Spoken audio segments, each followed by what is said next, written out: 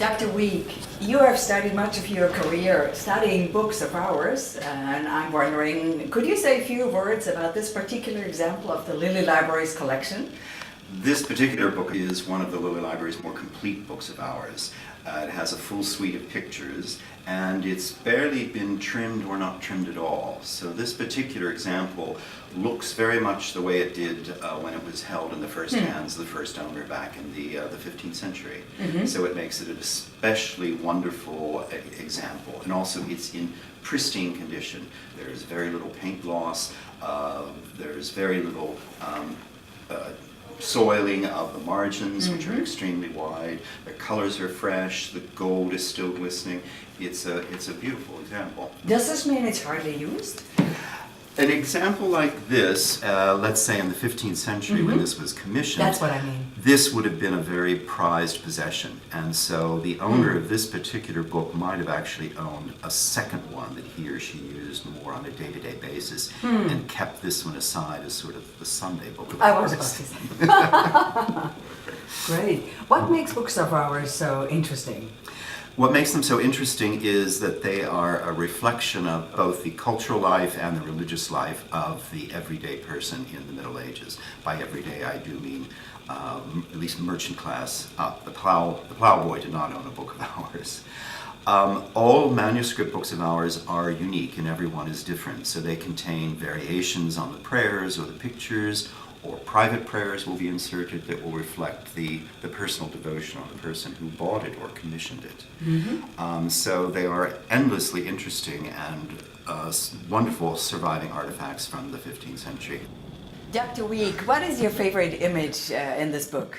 In this particular manuscript, it's the image of the crucifixion, which introduces the hours of the cross, because the picture is absolutely loaded with very interesting detail.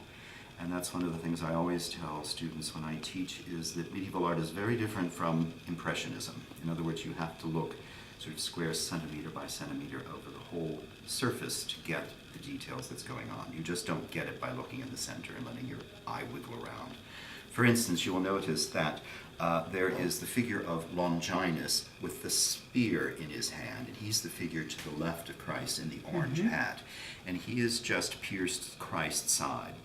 But according to legend, he was blind, and the blood that trickled down the spear actually cured him of his blindness. And you'll see he's depicted as looking down, and that was the manner in which in the Middle Ages they depicted people who were blind with their eyes cast downward. So that's a very significant detail. So that's again a visual system. People in the Middle Ages would be able to decipher.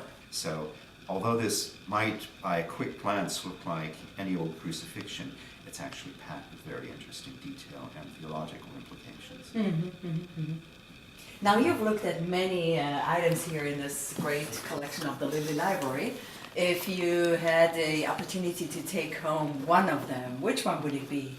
I think I would take home the manuscript that is from Tours, that is from the late 15th century, because it has three different miniaturists working in it, three different illuminators, all working under the influence of the very important painter Jean Fouquet, who was working in Tours and in Italy in the middle of the 15th century, and he left behind great influence.